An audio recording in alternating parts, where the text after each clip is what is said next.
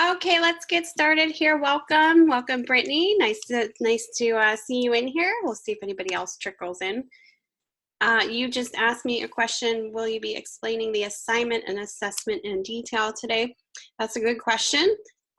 Typically, what I do in my lectures, since we have 2 lectures a week, is I split that up. So today, for instance, I will be going over your assignment 1 and your discussion 1, and then tomorrow evening I'll be going over your assessment 1 in detail. Kind of split it up so it's not all at once. And then we kind of review some things, so that's kind of how I handle that. Yeah, and I guess it depends on the times, like depending on how many people are in the lecture, as far as how long lectures are. So that's just a guesstimate there. Well, welcome to DES355, Graphic Design Business Management. It's start of a new mod. Kind of we're getting started right into the next mod. As we go forward here, I will introduce myself. You can definitely say, where you're from too, so we can all get this started. Don't forget, you guys also have intros that you can post to in the class as well, so that we can all get to know each other. It's a little, I guess, more challenging to get to know each other online, just because we're not walking into a room physically and seeing each other. So that's why it's super important to be more communicative through these forums, so that we can, really get to know each other and collaborate in that way. All right. So as we go forward here, I thought this quote was kind of appropriate. Design adds value faster than it adds cost. That is definitely the case. So, as we go through this class, you're going to be learning the ins and outs of managing, a graphic design business, as well as kind of creating a brand identity and going kind of through the process steps. So, design can add definite value to a brand. And, it's just important to understand this. And then the process, not only are you actually creating the brand, we also would like to see the side of the business side too. When I actually have, kind of introduce myself here in a second. I have about 18 years working experience in the field. I've worked for several ad agencies in Pittsburgh, Akron, Ohio, and then publication companies in Ohio and in Florida, where I lived as well. And so I have had the opportunity to work for smaller ad agencies that kind of put me in the forefront of learning the business as well. So it's kind of interesting, and it definitely changes throughout time, but there is definitely some fundamentals that we, stick to. But definitely excited to have you here and teach this class again. Just a few little things just to go over before we dive into all the details of the class. The announcements, that's kind of where I talk to you guys. Definitely check in there. Week 1 work, just deadlines. You guys know you need, hopefully you've been here long enough that we have the same deadlines every week, and it's really important to hit those deadlines. So make sure you're getting your work in by midnight, by Saturday, for possible full credit. And then your discussion initial post needs to be submitted by tomorrow before midnight for possible credit. And then obviously responding to 2 other peers for full credit, possible full credit. And our live lectures will be held today, which is Tuesday, 4 p.m. Mountain Standard Time. If you're like me, I'm on the Eastern Standard Time side. I'm in Pittsburgh. We start at 6 o'clock on Tuesdays. Wednesday, 7:30. A little later, just my schedule kind of doesn't allow, and sometimes it's flexible. But if I change those, I'll definitely give you guys a heads up. But we'll be meeting at 7:30 Mountain Standard Time on Wednesday, and hopefully that'll give you guys enough time to, kind of see the demos that I walk you through and understand each project. Okay, so welcome to class. My name is April Biss. I've seen some familiar names in here, so that's great to see some students that I've had in past classes. If you don't know who I am, I'm from Pittsburgh, PA. Like I said, I've kind of lived in Ohio and Florida and moved back up here. So I haven't always been settled in Pittsburgh. We just kind of moved all around. I have a Bachelor of Science degree in graphic design at LaRoche College, a little private college in Pittsburgh. That was an on-ground school, so, I lived on campus and all that fun stuff. And then, as soon as I graduated there, I went right into getting my first job at an ad agency in Pittsburgh. I actually worked for about 10 years before I went back for my master's. I kind of got into teaching not too planned out. I kind of just tried for a position when I lived in Tampa for design classes on ground at a college there. I fell in love with it, taught there for 2 years, and then their accreditation changed and they said you can't teach here unless you have your master's. So it kind of pushed me to get my master's. So I went to Savannah College of Art and Design, and they are based in Savannah, Georgia. But when I went there at the time, I was living in Tampa. And what I'd like to tell you guys, and I think this is important, is I did that online. I was an online graduate student. So not only do I have experience being on ground student, I also have experience being an online student, and now I have the experience of being an online teacher. I've been teaching for 6 years in higher education. So I like to tell you guys that because I know how different it is. There's pros and cons to being an online student, but I understand the challenges. So hopefully I can relate a little bit better with you guys and, give you guys more details in regards to communication given for what you need a little bit, maybe more so as far as resources that would be very helpful in an online environment versus an on-ground environment. Other than that, I have a 4-year-old daughter, Amelia May, in my personal life here. She's 4 and she's amazing. She's in her 2nd year of preschool. And we're just, enjoying. We actually just put the tree up. I know it's crazy. I just put the Christmas tree up. She begged and begged and we did it. So yeah, we definitely have some stuff going on over here, but it's the holidays, so it's like one of those things. All right, my Behance site, if you want to kind of check out my work, you can definitely type that into the URL, into your URL address bar, and check out things that I have done. It's kind of nice to see what your what your instructors are doing. I just finished designing a book cover for an author that just launched a new book. He's an author in South Carolina. So, I do practice as well. So it's kind of a nice balance. But you can call me April. If you address me, that's fine. And, I'm here to help you guys. This is kind of what I love to do. I love to inspire you guys. But what's crazy about teaching is you guys really inspire me more so. So it's kind of like we give back to each other. And I'm going to try and give my experiences to you as well, like just, as much as I can.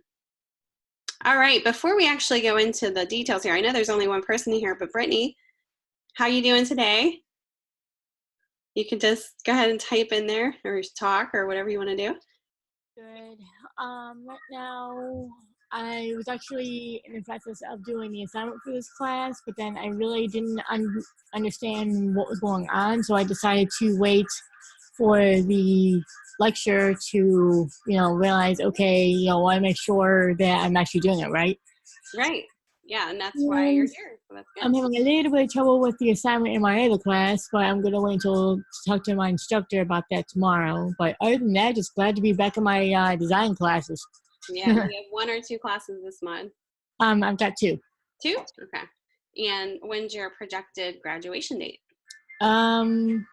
The year I know is 2020. It might be March, okay. But it could change because it did for my associates, so it could change. Okay. Very, very good. Well, that will definitely seem so far away, but that'll come up quick because we're getting to the end of the year here, and I don't know. I've gone through classes and I think, oh my gosh, this is going to take forever, and it goes so quick. So just enjoy it and, just enjoy every. My associates, when I first started out, I was like, yeah, this is probably going to take forever. And then next thing you know, I'm halfway through it, and then I'm like, oh, this is going quick. Yeah, you kind of realize, okay, time's going a little faster here. Yeah, definitely. And where do you live, Brittany? I'm in Ohio. Oh, okay. What part? Um, well, I originally, I live in Lorain, Ohio, but I met my boyfriend and he lives in Sheffield Lake. So Oh, okay. That's more north, right? yeah. Okay. Yeah, because I've heard that. I actually lived in, well, Cuyahoga Falls and Akron, if you're ever familiar with the Akron area. I lived there for about 6 years. So kind of crazy. Yeah, Um, a 3-year-old just turned 3-year-old daughter last month. aw. Cute. So you have one daughter? Yep. Aw. And that's it? Yep. Yeah, she'll keep you busy for sure. I know mine does. Yeah, I know that. Yeah. Usually I Yeah. see when she was 2 years old. Terrible too. That's all I gotta say. Yep. Yep. And all they do is run, run, run, run, run. Uh-huh. 2 and 3. Yep. Totally understand. Yeah, my daughter is 4. She just turned 4 in April, so she's a little older than just she didn't just turn 4, but she keeps me busy. Let's just say that. Well, it's great to meet you. And I'm just going to go ahead and go forward here. Yeah, we will definitely go over the assignment. If you have any questions, usually I do the discussion overview and then we'll go into the assignment. And before that, we're going to go over a few other things to talk about that relate to a lot of what you're doing in the assignments and discussions. All right, so let's take a quick overview of what we'll be discussing the next 4 weeks. This is for discussions. Oops, sorry, guys.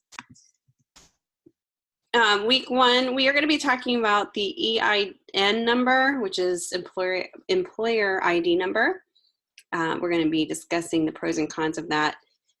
Week 2, we're going to get into the discussions for pros and cons of working for yourself. Good to see kind of both sides.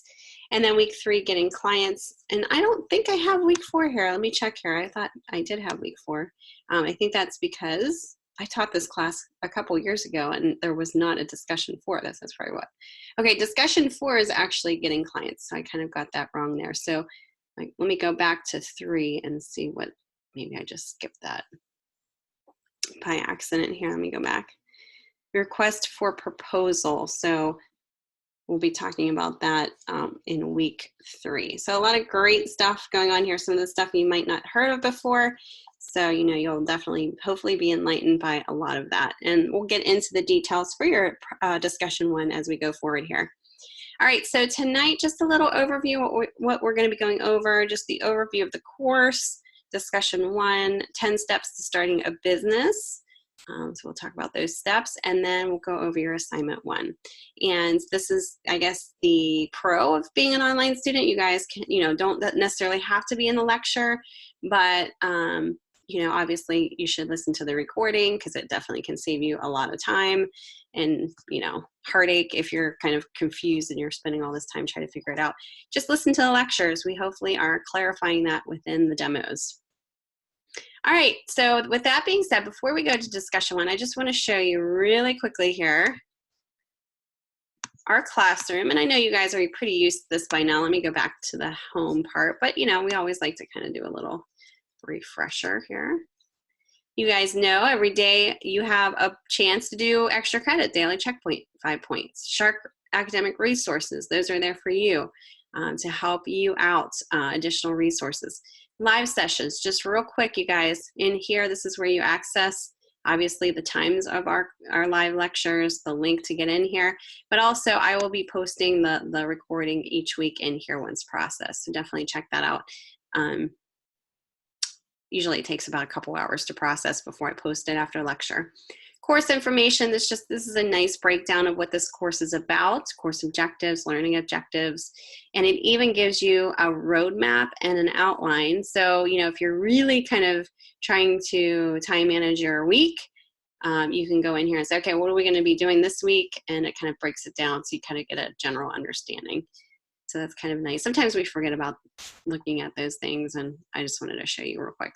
Library, again, that's for you guys, extra resources. Student Success Center, and I post in announcements every week that a new week starts, who to contact as far as the learning coach.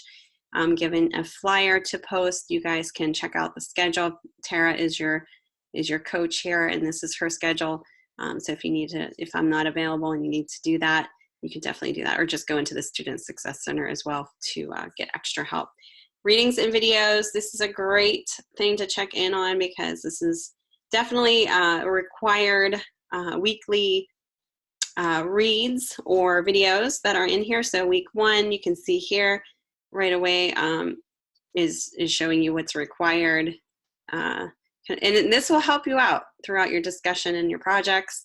So definitely check in here. They have lynda.com porthole to the chapters needed. So every week, just make sure you're checking in into each of these, into your course media for additional reading and videos, resources. Help desk if you're having any issues in the course itself. Computer support, that's more like software related. Career preparation, obviously that's in here every time. Just kind of be aware of, like, you know, prepping for a career. That's what we're doing here. About the instructor, that's, you know, obviously me. This is my bio. How to reach out to me. We're just trying this new thing here called Jabber. So I'm new to this. I just completely set this up new just recently. So hopefully that will work smoothly. Skype name. But, you know, I prefer you guys just to email me. I usually get back to you within the next 24 hours of you emailing me. But of course, if you need to talk, you definitely can do that as well. Just a little bit about me, but this is the information if you need to get a hold of me, as you know, you can find that here. Course content list. It is what it is, right? It kind of gives you the nice, it's instead of the buttons, it gives you a nice list of what you're seeing on the splash page here. So it's kind of an easy map to follow if you can't find something. Course description. So this course focuses on the essentials of setting up and managing a graphic design business. Strategies are discussed by presenting a portfolio, finding work, marketing yourself, in addition to registering a company name, establishing an accounting system, and setting up a corporation. Assignments include a business plan, RFP responses, basic accounting, budgeting, and developing business forms. All right. And then, of course, you know, we have your syllabus. Again, announcements, definitely check in. This is your syllabus. So this is kind of if you're, you know, looking at some questions that you have about, you know, general guidelines within here, you can definitely check that out. So I think sometimes we forget about that as well. And it just kind of gives you a breakdown of some guidelines. Also, let me see here. You guys see more. I see more than you guys see because I'm the teacher, but you also have your modules here that kind of breaks it down as well in a list, or you can go right into these buttons here. So week 1, let's click on that and let's read through your learning objectives. So this is what you should be walking away from every week, are these learning objectives. And this is what week 1 you will be hopefully walking away from learning. Evaluate the legal needs for establishing a design business. Determine local rules and regulations for establishing a design business. Analyze personal style as a designer.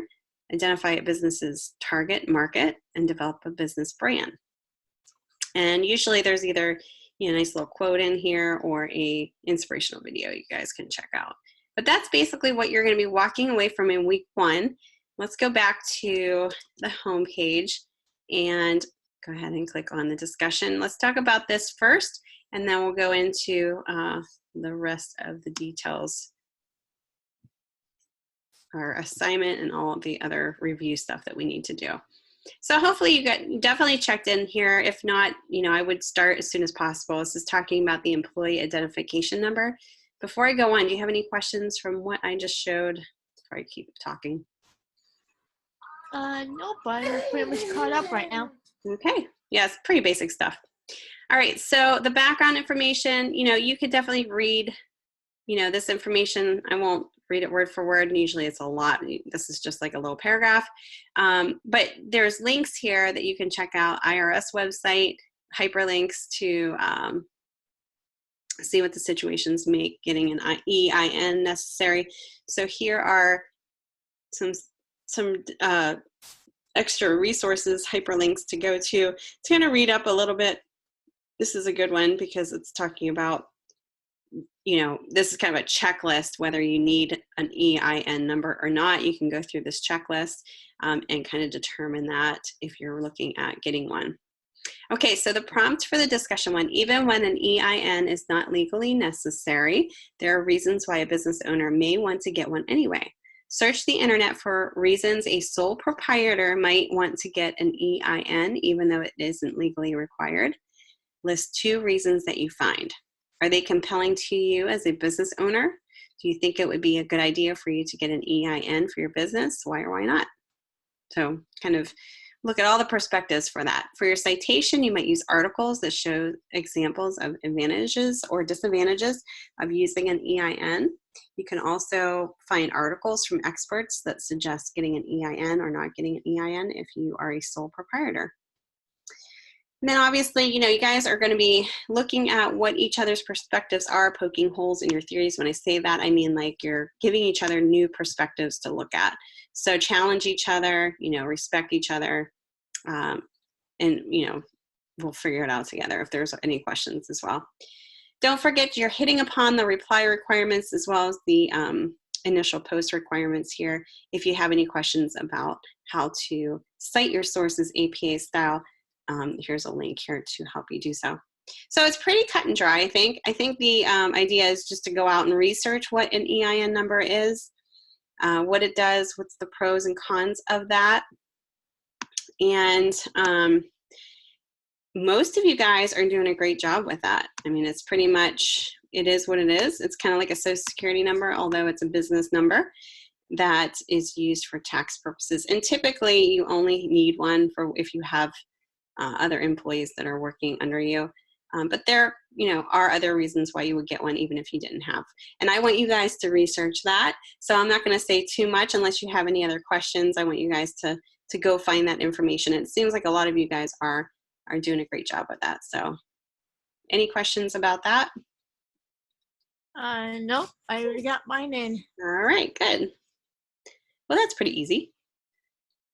All right, so just make sure you're getting that and you're good to go there, Brittany, so you don't even, you just need to respond if you haven't yet with other peer posts. If you have any questions about that and listening to the recording, just go ahead and send me an email. All right. Before we get into, actually, let's get into assignment 1 first, and then we'll do an overview, and then we'll go through the 10 steps of how to start up a business, because I think they kind of all goes hand in hand. All right, so let's dive right into it.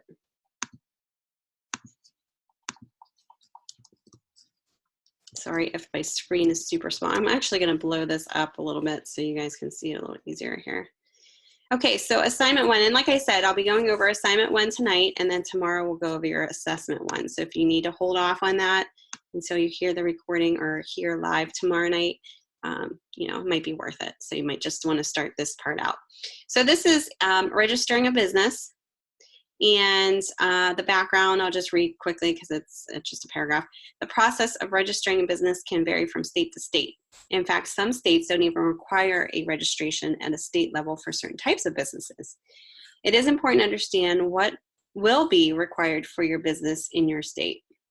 So for your assignment, you're going to click here on this hyperlink to go to the Small Business Administration, SBA, page on registering with state agencies and research what the steps are in your state. Then do additional research and find at least one other source of information on starting a small business where you live, and one source from the IU library on setting up a business. Then you're going to write a 750-word APA paper that explains to me the steps for registering a business in your state, plus any additional advice or warnings that you find. If you have any trouble with a link, copy and paste this address into the address bar of your web browser, so you can always kind of use that too. You know, it's a Word file, so definitely do spell check. Make sure you have everything set up properly in terms of your APA formatted paper. All right, so if you click here on the hyperlink, it takes you right to the Small Business Administration website. This is a really nice resource that we'll be kind of going over some of this stuff in detail as we go forward. But if you want to go kind of scroll down here. Oh, wait a second here. Should have a spot for you guys to oh, right here, look up your state, drop down menu, and just kind of scroll through here and look up the state in which you live in. And it should provide you with a link here that you can check out. Now, on this one, it was a little bit more confusing because it's giving you, an automatic username and password to get into the system. And when I went through some of these links here, I didn't quite find any good information in regards to the steps that need to be taken. It's almost like you're going there to, upload your forms and register automatically here. There's forms that you can definitely take a look at, but nothing really in here talks about the steps that you need to take. So what I needed to do, and if you're living in Pennsylvania, you might have to do the same thing. Well, this might show something here. I didn't click on that before. Let's see here. Online filing, submit your business. Okay, this is just all about filing. I did find an additional link, and I just did a general search. So if this is something that you might want to do too. Just do a general search for starting up a business in, and then put your state. If you're finding that it's really hard to find it through this website, which I think is kind of ridiculous. But anyway, I found this PA, so Pennsylvania, Commonwealth of Pennsylvania. I found this link just doing just a general Google search of starting a business in Pennsylvania. And this is actually really helpful, this website. It is a government website, so it's, one-stop shop business, welcome Pennsylvania. But what it does is it easily gives you step-by-step a step-by-step plan on how to start your business.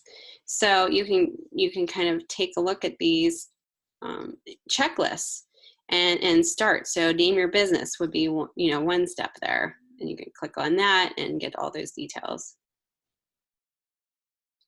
Oh, you found yours? Okay. And you are in Ohio. Yep, you can show me. Do you want to just paste in the link and I could throw it up here? But this is just, I thought the site was definitely more helpful than, okay, so so this is Brittany and she's in Ohio. So this is the link that she found here that she is taking maybe some information from starting a business. There we go. So this is, another government website here, roadmap. This is great because it gives you a very nice synopsis of what to do. Great. Very good. Good job. Yeah, so, if you can't find it in that link, you'll definitely have to just do a little, doesn't take long. Just do a little Google search. Is that what you did, or is that the link that you found through the actual? Believe it or not, that's the link that I found from the Small Business Administration. Oh, okay. Cool. I mean, I just, follow what you did. I put in my state, did click the link, and that's what came up. Great. So you had a better link than I did. That's good. So, but I'm saying if you have that, that's great. Sources and all do we need for this? I'm sorry? How many sources in all do we need for this? I would say, and it doesn't say in here, but I would say at least 2, if you can find 2. Okay, I just wanted to be sure because I don't want to, be in the middle of it and be like, I don't know how many sources I need. So. Yeah. Typically, it's for a long, lengthy paper like this, 750 word, it's usually like 2, at least 2. Okay, thank you. Yeah.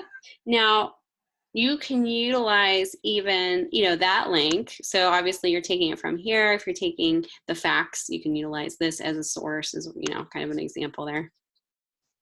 Okay, so if you're having any issues trying to find something with your state, let me know. You're going to try to help, search for you. But also don't forget to do additional research and find at least one source. So here's another source. So that's really easy. If you go through the IU library and just setting up a business. So click on the IU library. And I'm just going to click on this first link here. And then all you have to do is type in like starting a business, something in that regards.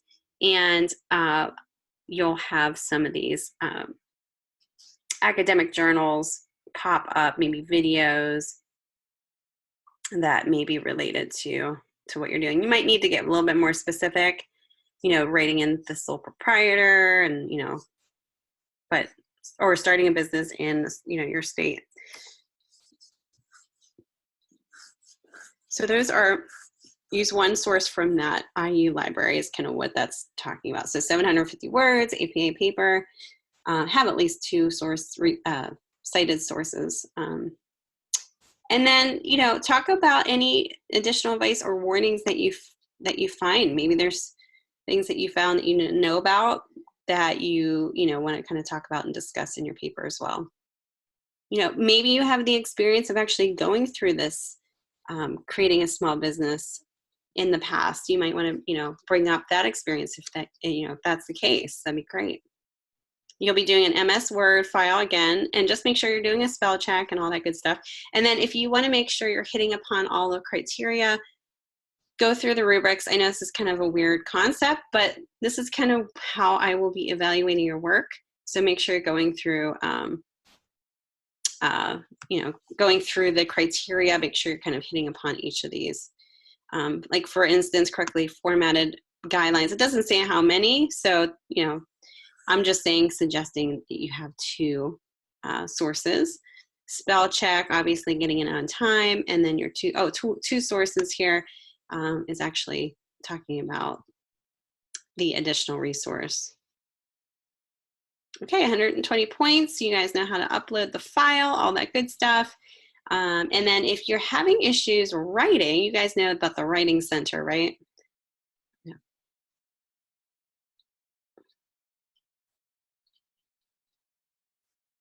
There is a Writing Center that you can go to where you can set up, you know, right here, Writing Center, that you can set up an appointment if you're having issues. You have to log in and all that stuff. And, you know, there's a lot of great resources in there that you can utilize too. But you can have somebody kind of take a look at your work before you submit it if that's something that you think needs to be done. Oops, here I am. Back to where I was. But yeah, so I found this wonderful resource, and I can definitely use that for the assignment here. So this assignment was really not a design project. It's more of a research project paper. So using your critical thinking skills is important.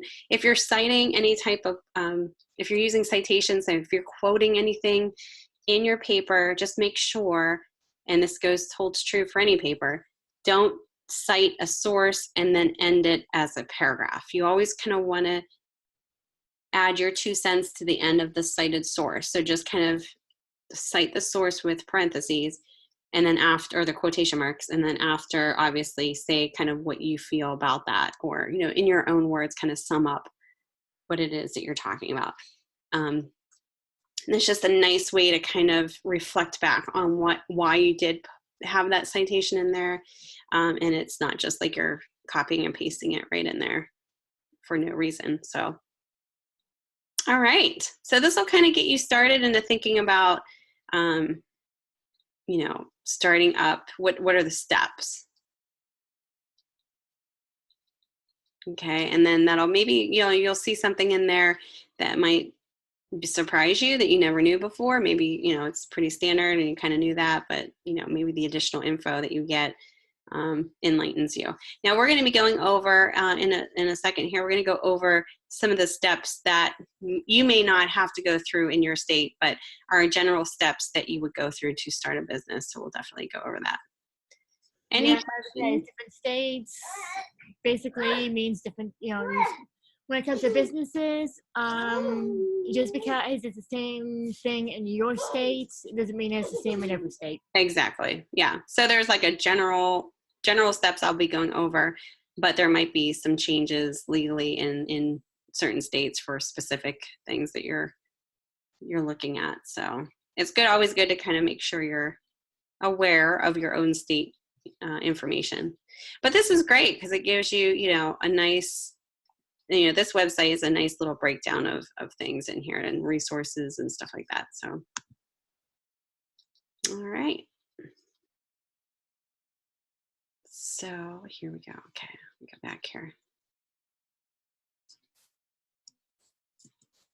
So you're good with that, Brittany? You don't have any questions? I know you said you were kind of confused about. Actually, it's a good thing I made it to lecture because now it's actually not as complicated as I thought it was. Well, Well, because that's what I good. did is I ended up, instead of just doing my my state like you did, I ended up clicking on one of the links that said something about registering, and well, like I think we're actually registering. I think we're just seeing the steps. So that's why I wanted to come to lecture and be sure. Yeah, so briefly just state what the steps are, and you can, you know, that's where you can actually get that citation, the actual factual information. If you're copying and pasting it from a source, you make sure you cite it in your paper. And then just kind of, you know, use your, I want to hear what you guys feel about all this stuff too. So, you know, kind of in your own words, don't just state, you know, the citation facts. I want to hear in your own words about how you feel about, you know, maybe you weren't aware of something and then you're like, oh, this is really enlightening to me. I didn't realize that this, you know, kind of, I want to see you actually, I want to read this and know that you're actually really thinking about this, you know, and giving it your perspective too. So, all right, so I'm gonna do a 5-minute break because I know I've been talking for at least 40 minutes now. Let's do a 5-minute break. We'll go back and after 5 minutes and we'll go over some of the general 10 steps to starting a business. That'll kind of start getting you thinking about what you can write in your own paper. Only, of course, you want to make sure you're citing it from the sources that you're getting it from in your state. That sound good, Brittany? All right, she's busy with her. Yeah, that works for me. Sorry about Okay. No, you're no problem. I'll be back in 5 minutes. that. Okie dokie. All right, see you in 5.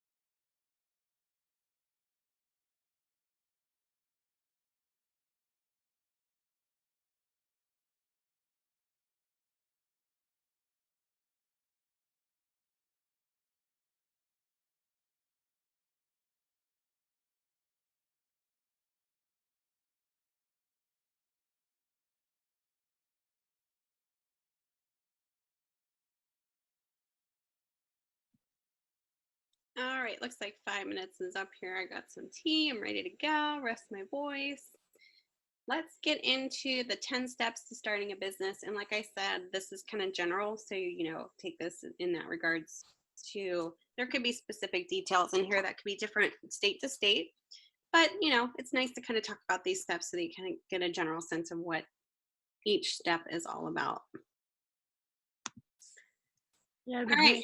you're basically saying that just because it's the same step for your state, it could be a different step for another state. Right. These are pretty much general steps. And then there's details within each step that could be a little different in regards to some of the details. But these are the general steps, yes. And you'll probably see this in the sources that you look at. So step 1 is conduct market research. So when we think about this, that's kind of like how we design. We go out and we research, right? What the problem is, what the project is. So it's pretty true for, starting a business. So conduct market research. It helps you, this market research will help you find customers for your business. So competitive analysis helps you make your business unique. Combine them to find a competitive advantage for your small business. So it gives you maybe a little bit of an edge. It will give you an edge to kind of look at your business in a different way, to give you a little bit of a niche, I guess. So that's why it's super important. So market research blends consumer behavior and economic trends to confirm and improve your business idea. You can kind of see what the trends are, maybe something that you can improve upon or add to. So it's crucial to understand your consumer base from your outset. So market research lets you reduce risks even while your business is still just a gleam in your eye. So you're kind of just looking at it from every perspective. You're gathering the demographics. So this is just like the design process you go through. You're kind of gathering this information, the demographic, target audience, to better understand opportunities and limitations for gaining customers. So this could include population data on age, wealth, family, interests, or anything that is relevant for your business. So it's like a target market. Then you're going to answer questions to get a good sense of your market. So some of the questions could be, what's the demand? Is there a desire for your product or service? Market size, how many people would be interested in your offering? Economic indicators, so what is the income range and employment rate? The location, where do your customers live and where can your business, where can your business reach? Market saturation, how many similar options are already available to consumers? Look at your competitors. Pricing, what do potential customers pay for these alternatives? So you're kind of trying to align your business in the best way possible. You'll need to want to keep up with the latest small business trends. So it's important to gain a sense of the specific market share that will impact your profits.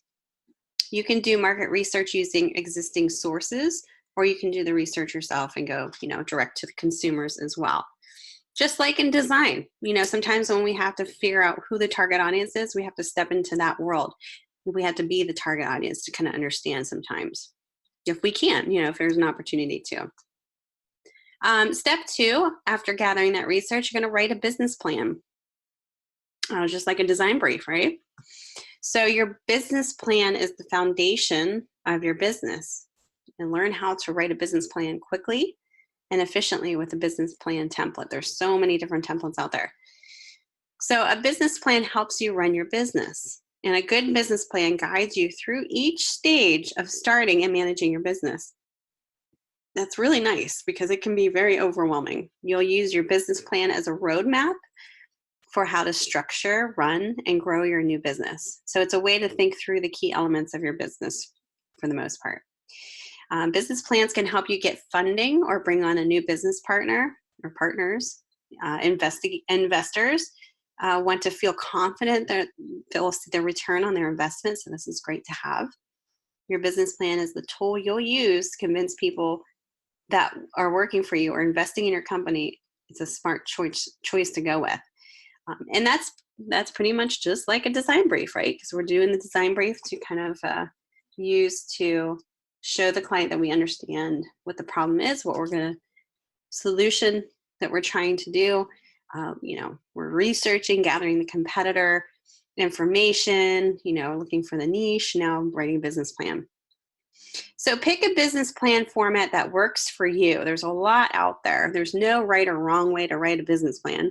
But what's important is that your plan meets your needs. So most business plans fall into one of the two common categories. You have a traditional one or a lean startup. A traditional business plan are pretty much more common. They use a standard structure and encourage you to go into detail in each section. They tend to require more work up front and can be dozens of pages long. A lean startup business plan, they're less common, but still have a standard structure. They focus on summarizing only the most important points of the key elements of your plan, and they can take as little as 1 hour to make and are typically only one page. So you might see, you know, a variation in regards to that.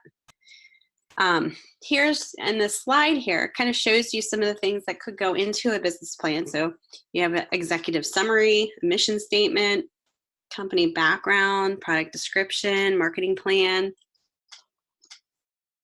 competitor analysis, SWOT analysis, operations, financial planning, and a timeline. You know, it's just nice to have this all kind of planned out. Even if it's a startup business, you want to kind of portray what it is, what's your mission, what's the company background. You might not have a company background, but what do you stand for? What's your company stand for? That kind of information. And then step 3, after you get all that kind of determined, your business plan is started, you gathered research, fund your business. That's important, right? So it costs money to start a business, obviously. So funding your business is one of the first and most important financial choices most business owners make. So you can choose to fund your business. How you choose to fund your business could affect how you structure and run your business. Determine how much funding you'll need in the beginning. So every business has different needs, and no financial solution is one size fits all for the most part. Your personal financial situation and vision for your business will shape the financial future of your business. So once you know how much startup funding you'll need, it's time to figure out how you'll get it. There's, you know, 3 common ways. You can do self-funding. Nowadays, there's so many kind of interesting websites that help you do that. Investors, you can have an investor kind of helping you out. And then you can also take out a loan or loans. So those are some common ways to fund your business. Step 4 is find your business location. So, you know, your business location really determines the taxes, zoning laws, regulation your business will be subject to. You'll need to make a strategic decision about which state, city, and neighborhood you choose to start your business in. So research the best place to locate your business first. Sometimes this is kind of like, you know, a little hard to do if you don't want to relocate, but definitely something to think about, can make or break it too. So you'll need to register your business, pay taxes, and get licenses and permits in the place you choose to locate your business. So where you locate your business depends in part on the location of your target market, business partners, and your personal preferences. So in addition, you should really consider the costs and benefits and the restrictions of different government agencies as well. So some of the things you don't think about until you're there. So hopefully, you know, that'll kind of give you a little bit more of awareness of like checking those things out. If you're an online business, that can be a little different. I mean, you still have who you're selling to, but still you also use, you know, where you're living for tax purposes as well. So you definitely have a home point that you need to, you know, you utilize either your address that you're working, you know, wherever you're kind of living too. So it kind of holds true for that as well. It's just a little bit more flexible because you don't have employees coming to your house. What if your business is both online and, well, you know, like the actual physical store and online? Okay, so if your store is not in another state than where you're living, is that what you mean? Well, no, because I was thinking it's like, yes, some businesses have a store, like only the store, and some of them only have online, but what if your business has both? Yeah, I mean, it's the same where you'll have to, if okay, so what I'm saying is if you have your own business and you're doing online and at the store, wherever you are utilizing the address for, where your store is located is pretty much what you'll be using for your, tax information. So if you're kind of, this is kind of where it gets kind of a little tricky, is if you're living in your house and you're selling online, but then you have a store outside of your state, that's when you might have to look into, I don't know, both states in regards to how to handle that, if that makes sense. Yep, I think I just wanted to be sure, so that way, because like I said, some businesses just have their business, others just do it online. So Right, exactly. Yep. But for the most part, even if you just work online, it's going to be, if you are online strictly selling and you're at a certain store and you're not really selling outright, it's wherever the address is that you're at is what you'll be choosing for your, how you're going to pay your taxes and all that good stuff. So finding your business location is really important because, you'll need to know which state to register in. Taxes might be different, licenses and permits might be different. So this is kind of where it gets into the specifics here, where I said I'm going through the general steps for you guys, but step 4, finding your business location might be different in regards to the state that you're living in, and in regards to the details about all of that, paying taxes and licenses and permits.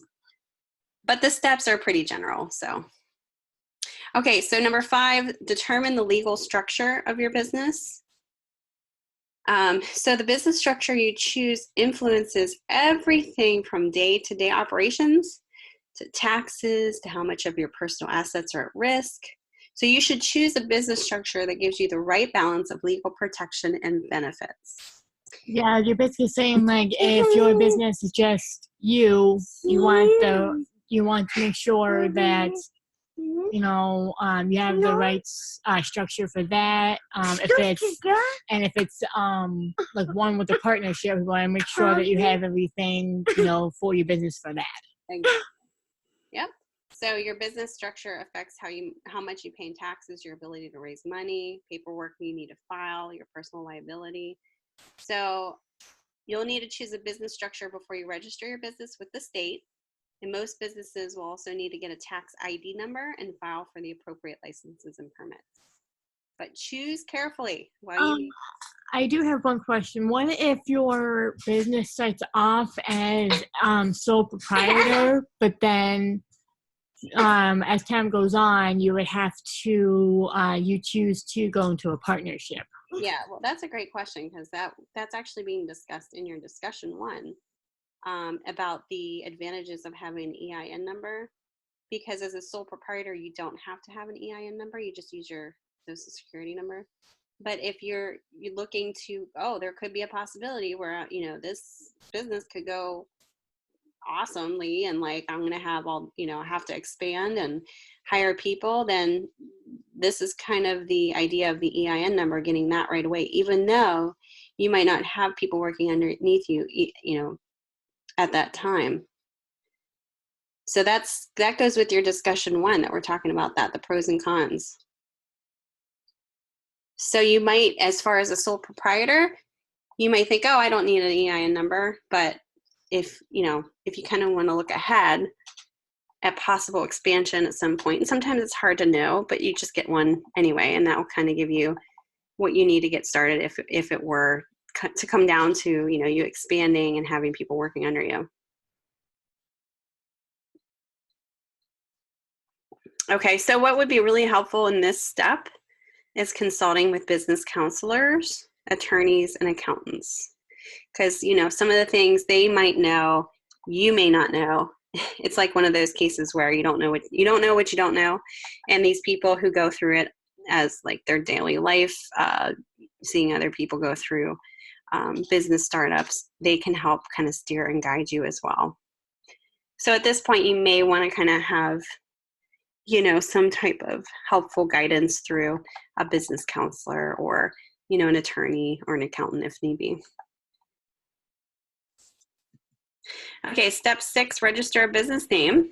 This is the fun part, right? So choose your business name. It's not easy to pick the perfect name. You'll want one that reflects your brand and captures your spirit. And you'll also want to make sure your business name isn't already being used by somebody else. You know, you have those issues of copyright and trademark and all that good stuff. So you want register your business name to protect it so that nobody else takes it either. So you want to choose the business name that reflects your brand identity and doesn't clash with the types of goods and services you offer. Yeah, because I've actually done a little bit of research on that because I had a design class about that once already, and I actually heard that when it comes to having the same business name as you know, as somebody else, and you don't register it, they can take it as theirs. Or if you have the same name, they can mistake your business for theirs, or they can mistake their business for yours if you have the same name. So basically, they could actually like sue you too. They could get, you know, they can say, hey, you know, you're using. They can definitely do some type of a court action against you because of that. I mean, there have been cases where companies have the same, slightly the same name, almost looking like the same logo, and they'll go after whoever they think may not be registered, but say they are. You know, they have more rights than you do, so they can do some legal action. So you have to really make sure, you know, that you're protected. So once you settle on a name that you like and you need to protect it, there are 4 different ways to register your business name. Each way of registering your name serves as a different purpose, and some may be legally required depending on your business structure and location. So entity name protects you at state level, if you have an entity name. Trademark protects you at a federal level if you have a trademark. And doing business as DBA doesn't give legal protection, but might be legally required. So if you just kind of do it without legal protection, you know, doing business as, you can, you can do it, but it doesn't give that protection legally. And then a domain name protects your business website address. There's different ways to protect it. Each of these name registrations are legally independent. So most small businesses try to use the same name for each kind of registration, but you're not normally required to. And there's ways that you can look up if the name exists. Just look up, you know, registered names. I forget what the website is here. Let me check, take a look here. Trademarked.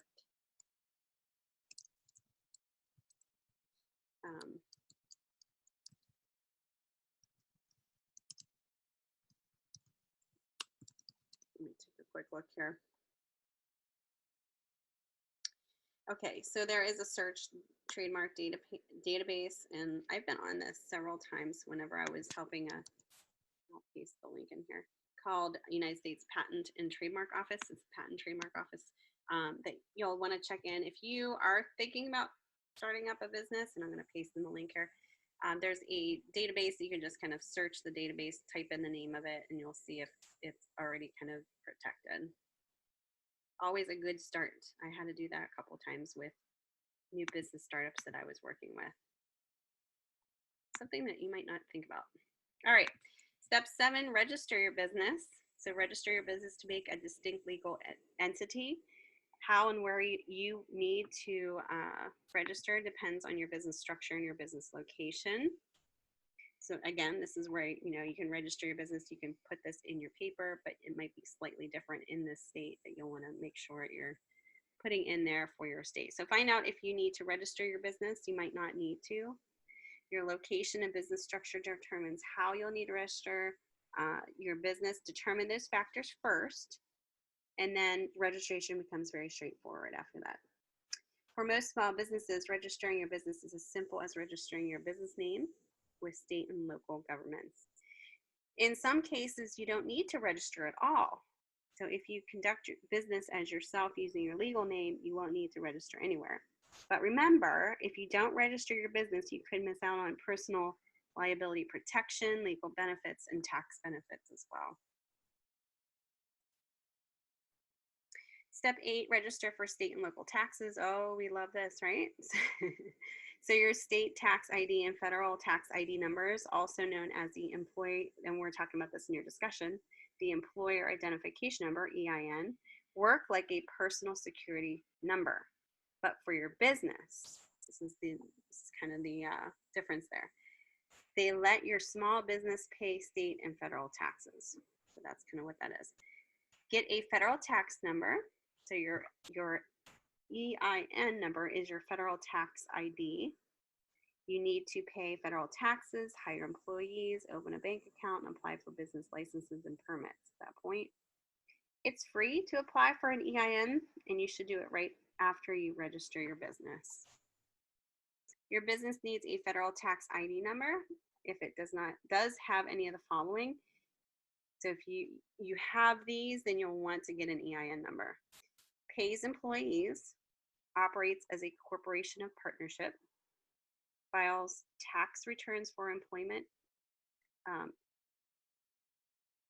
alcohol, tobacco, firearms, for example, withholds taxes on income other than wages paid to a non-resident alien, uses a co-plan, so a tax-deferred pension plan, and or works with certain types of organizations.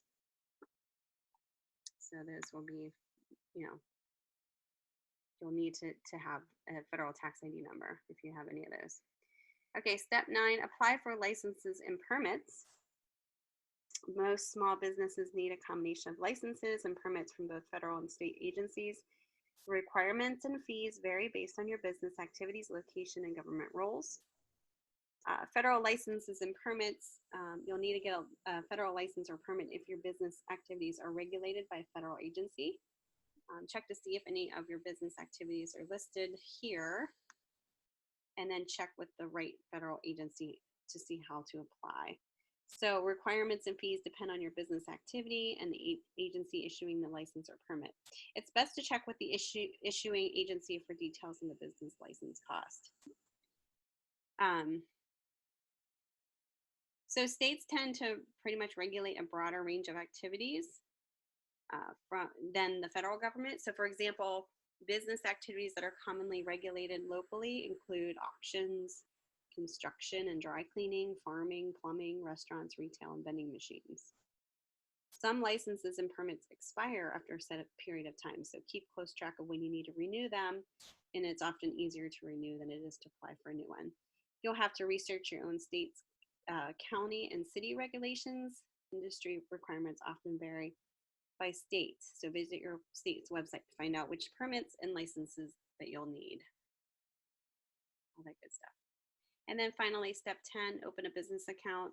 So open a business account when you're ready to start accepting or spending money as your business.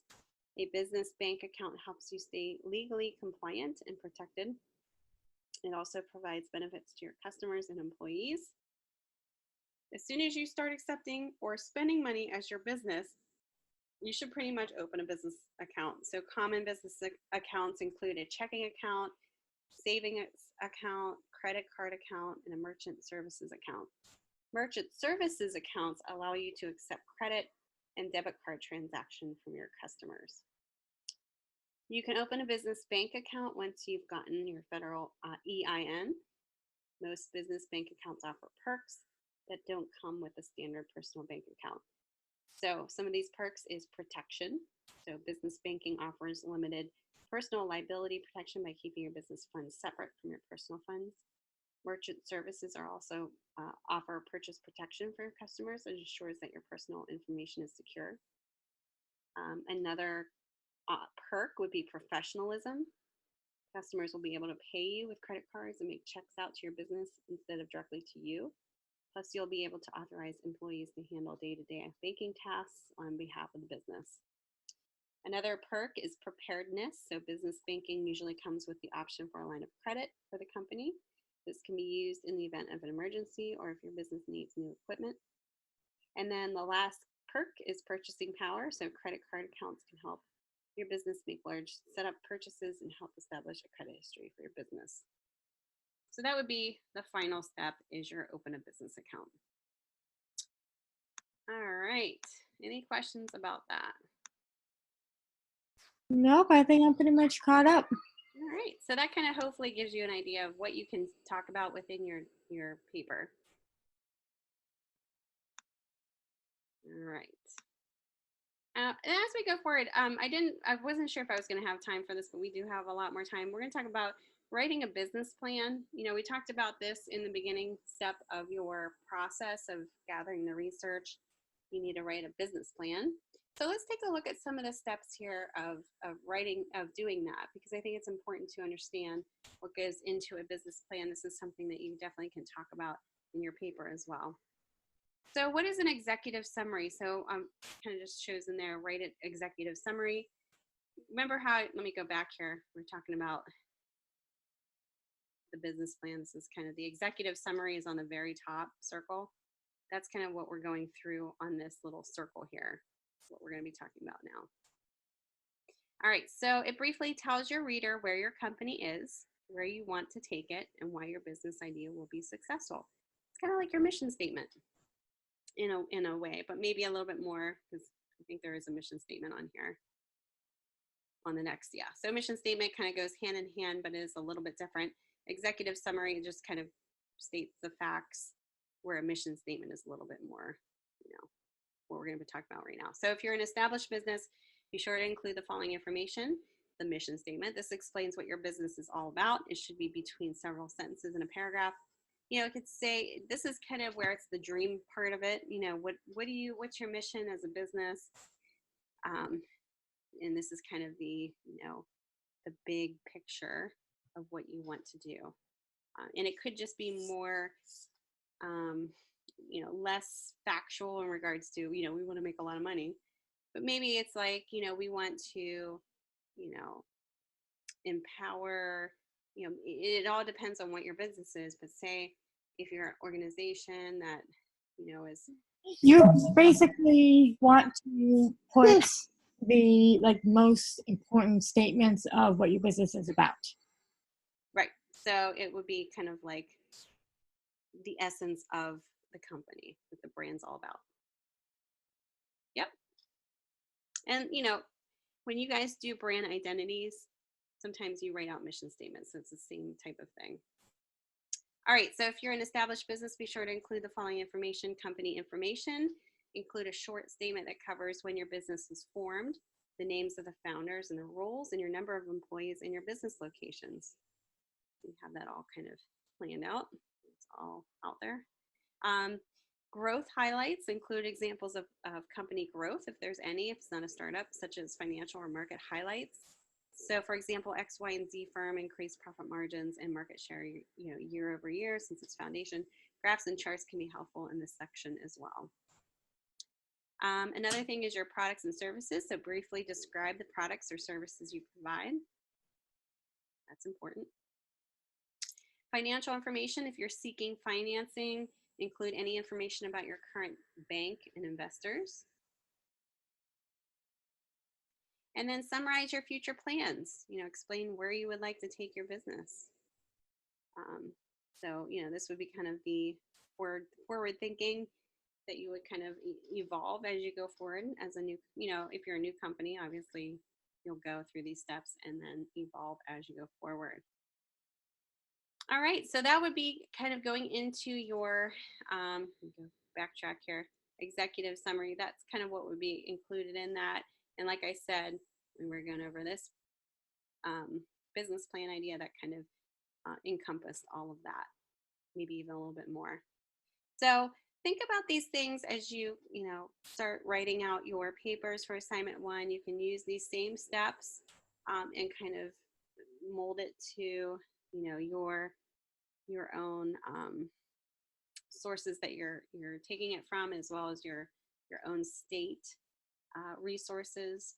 you know, there might be some other information there that might be definitely different in regards to that. So make sure you're paying attention to that as well. All right. I think we're I do have one question. When you post the live sessions, are you going to post the slides of your PowerPoint so we can go through them if we need to? I'm sorry, can you say that again? When you post your live session, Mm-hmm. are you going to post the slides of your PowerPoint so we can go through them if we need to? Yeah, I can if you want me to. I definitely can do that. Yeah, because that last business plan slide, I might need you to post that so I can actually like check off, when I'm doing my business plan, Mm-hmm. so I can check off exactly what I have and what I don't. Okay. Yeah, I definitely can do that. I will see where I'm going to post those. I will probably post those in announcements because I cannot post those where the live lectures are. So I'll put those in announcements. But I'll have it so you guys can download it and save it. Does that sound good?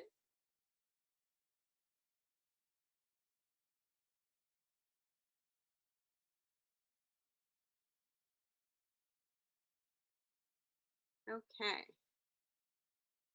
Any other questions about assignment 1 or discussion 1 or anything that we went over tonight that you need clarification for? Or if you do have questions in your listening to this recording, feel free to reach out to me. I am here to help you guys. Like I said, I'm not here just to kind of evaluate your work. I'm also here to help guide you guys, give you resources. So, kind of don't feel like you're bothering me in any way. That's why I'm here. Tomorrow, when we meet up, we are going to go over your assessment 1.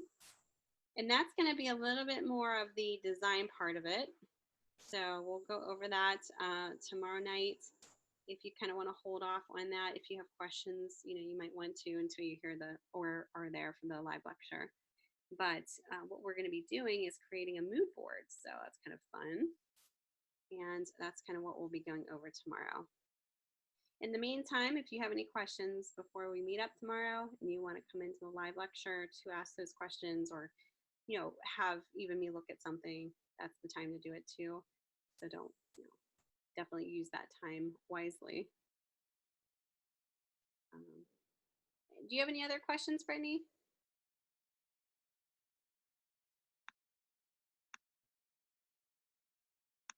Let's see here.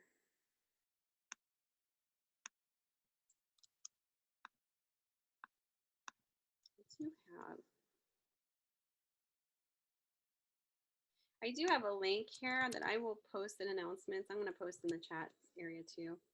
And the link is, and this will help you kind of understand maybe a little bit more about EIN numbers.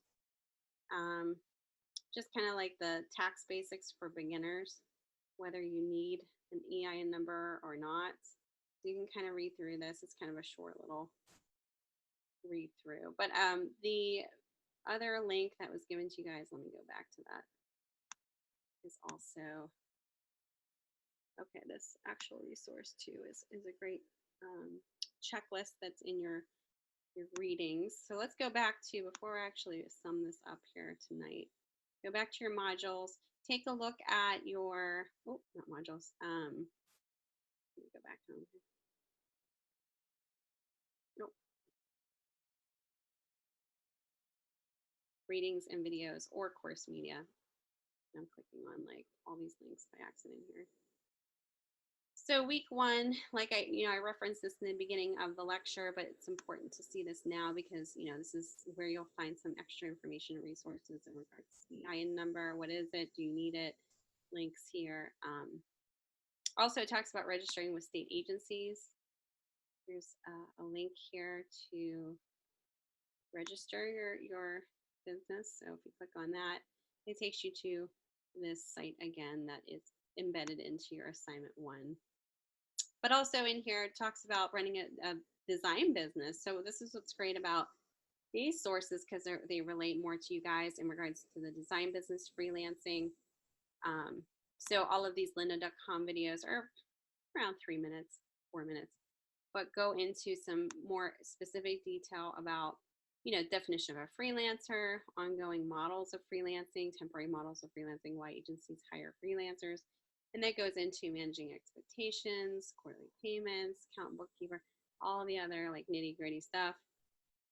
And then it also talks about the legal needs for establishing a design business, developing a basic accounting system, develop a graphic design business plan is also discussed in there. So that definitely would be something that you want to check out. And then running a design business self-promotion, you can utilize this link to check out your just details about your identity and branding identity, naming system, visual system. Talks about developing a graphic design business plan as well. So don't forget about those resources as well.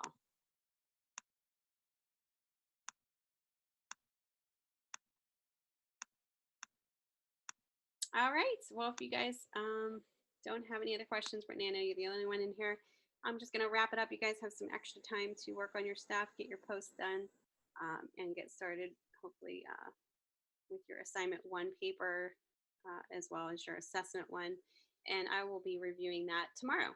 So hopefully I can see you guys here tomorrow, and we'll go from there. Sound good?